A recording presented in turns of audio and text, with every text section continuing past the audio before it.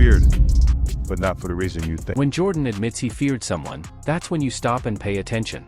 Not respected, not admired, feared. And the man who put that kind of fear in Michael Jordan wasn't some high-flying superhero. It was a slow, non-jumping, trash-talking forward from a small Indiana town called French Lick. Larry Bird looked more like a guy fixing your driveway than an NBA superstar. No bounce, no speed, moved like he was hauling groceries, yet he spent a decade haunting the most athletic players on earth. Jordan said it himself on camera, and what he revealed about Bird's mind games changes the entire idea of dominance. Bird didn't just beat you with skill. He beat you before the ball was even tipped. He lived in your head rent-free. Flashback to 1984. Michael Jordan enters the league as the third pick behind Hakeem Olajuwon and Sam Bowie. From day one everyone saw he was different, the hang time, the cuts, the way he sliced through defenses like nothing. But Jordan's Bulls weren't ready. Young team, no real experience, taking loss after loss. And sitting at the top of the basketball world like a king on a throne was Larry Bird and the Boston Celtics. He's like, I am the best shooter this game, and he's saying it out loud so everyone can see. I'm like, oh my God, he's outing me at my home, in front of all my family and friends. I'm the best shooter this game has ever seen. Every time Jordan walked into Boston Garden, he wasn't just playing a team. He was stepping into Bird's personal torture chamber, a place where even legends got humbled. The Celtics beat Chicago almost every time they faced off. It wasn't even competitive. Jordan would drop 30, 40, sometimes 50, but Boston still walked out with the win. And Bird made sure Jordan understood the difference between putting up numbers and actually winning. That was Bird's whole message. Your highlights mean nothing if he's the one holding the trophy. You can score all you want, the scoreboard decides everything.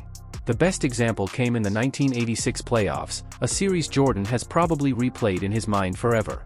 In Game 2 at Boston Garden, he delivered one of the greatest performances ever, 63 points in a playoff game, still the record today. He hit everything, attacked from everywhere, and even Boston's tough crowd gave him a standing ovation. After that masterpiece, Bird dropped the legendary line, "I think it's just God disguised as Michael Jordan." Let that sink in. Larry Bird, the best player in the world at the time, basically said a 23-year-old Jordan looked divine out there. But here's what hit Jordan the hardest. Even with 63 points, even with the whole building in awe, Boston still won the game. Bird put up 36, 12, and 8 and reminded everyone what really counts, winning. And that lesson stuck with Jordan for the rest of his career. That game became Jordan's measuring stick, the moment he realized what real mental dominance looked like. If you study how MJ built his own edge later on, the trash talk, the psychological games, turning every tiny insult into fuel, you can see Larry Bird's influence all over it. Let me know from the start of the game what he was going to do. He really did. He let me know. Before the game, he told me, he was like, he just shook his head at me. He said, man, that's nice of you. So what did he put up? I think he gave me what he gave me. I think he gave me 4. Jordan watched how Bird got inside people's heads and treated it like homework. Then he took that formula and cranked it up. He'd tell defenders he was dropping 40, then casually give them 55. He'd create grudges out of thin air just to hype himself up.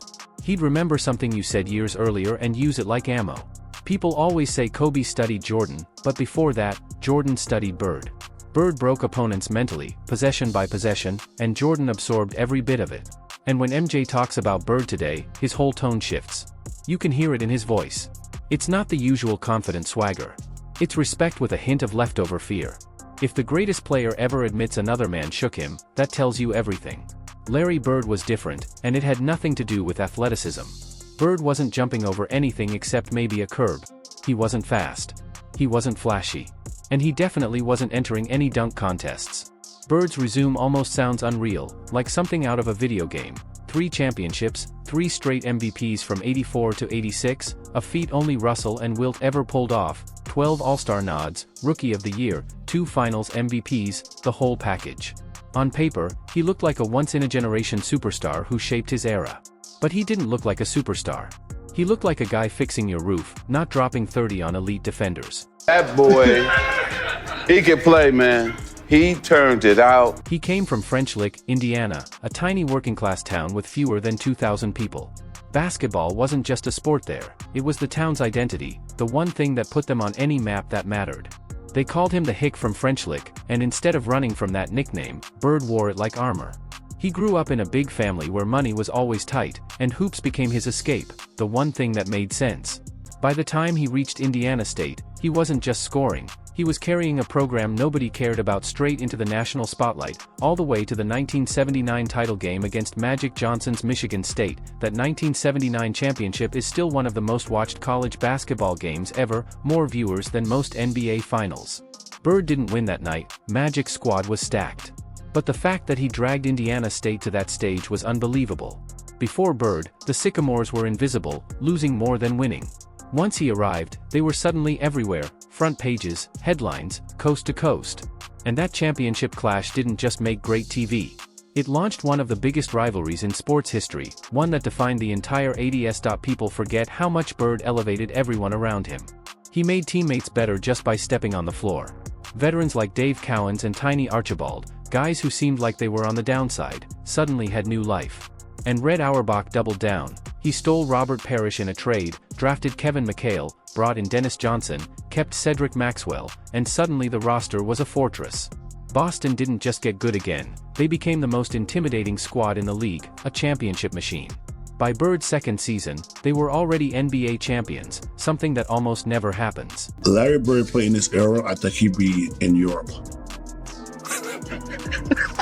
Rookies don't walk into a losing franchise and flip it into a dynasty. But Larry Bird did it right in front of everyone.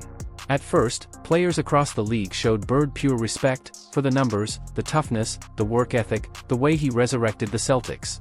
But respect is surface level. Respect is for those good at what they do. Fear is different. Fear is doubting yourself before the opening tip because of the guy staring you down.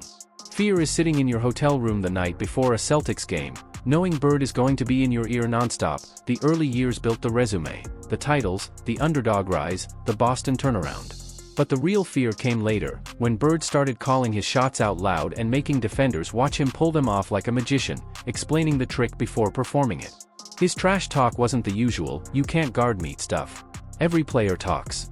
What made Bird dangerous was that he told you exactly what he was about to do, and then did it. It wasn't an insult, it was a prediction, and that broke players mentally. When a guy tells you he's hitting a jumper from the wing, gives you the exact spot, then buries it in your face while you're all over him, you're not just losing on the scoreboard anymore, you're losing in your head. That was Bird's real superpower.